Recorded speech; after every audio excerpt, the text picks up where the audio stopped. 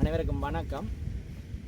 நாங்கள் வடமாகாண சக்கர நாற்காலி கிரிக்கெட் அணியின் விளையாட்டு வீரர்கள் மாவீரர் துயிலுமில்லத்துக்கு அருகாமையில் அமைந்துள்ள கனகபுரம் மைதானத்தில் இன்று எங்களுடைய பயிற்சிக்கான செயற்பாடுகளில் ஈடுபட்டுள்ளோம். எங்களுடைய பயிற்சிக்கான நிதிகளை எங்களுடைய தேவைப்பாடுகளை பூர்த்தி செய்வதற்காக இன்று மக்கள் அபிவிருத்தி அமையம் சார்பாக வந்திருக்கின்ற அண்ணா அவர்களுக்கு முதலில் எங்களுடைய மனமார்ந்த நன்றிகள்.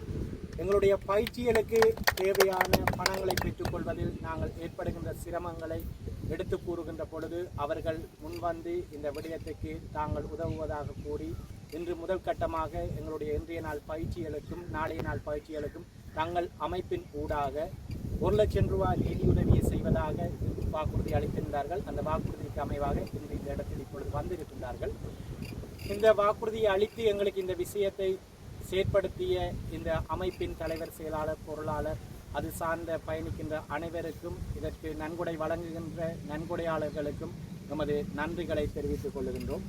அத்தோடு தொடர்ச்சியாக நாங்கள் நாளையும் எமது பயிற்சியில் ஈடுபட இருக்கின்றோம். எங்களுக்கு இந்த பயிற்சியில் ஈடுபடுகின்ற பொழுது எங்களுடைய தங்குமிட வசதிகள், உணவுகள், அவர்கள் வருகின்ற பொழுது அவர்களுக்குரிய டிரான்ஸ்போர்ட், ஒவ்வொருத்தரும் ஒவ்வொரு இடங்களில் இருந்து வருகின்றார்கள்.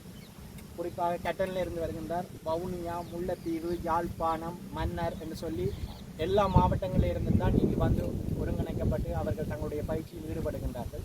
எதிர்வருகின்ற 31ஆம் தேதியும் 1ஆம் தேதியும் கிளிநொச்சி மாவட்டத்தில் நாங்கள் ஒரு டூர்னமெண்ட் ஒன்றை நடத்துவதற்காக திட்டமிட்டிருக்கின்றோம். அந்த டூர்னமெண்ட்டை நடத்துவதற்கு எங்களுக்கு ஆதரவு வேண்டும் என்று சொல்லி கேட்டிருக்கின்றோம். அவர்கள் தங்களுடைய ஆதரவை வழங்குவதாக கூறியிருக்கின்றார்கள். ஏனையவர்களும் அந்த டூர்னமெண்ட்டை நாங்கள் சிறப்புற நடத்தி எமது மண்ணில் நாங்கள் வெற்றிகளை பெற்று மென்மேலும் எங்களுடைய அடையாளங்களை அடுத்த கட்டத்துக்கு எடுத்து செல்வதற்கு நீங்கள் உதவுவீர்கள் என்ற நம்பிக்கையோடு எங்களுடைய நன்றிகளை தெரிவித்துக் கொள்கிறேன்.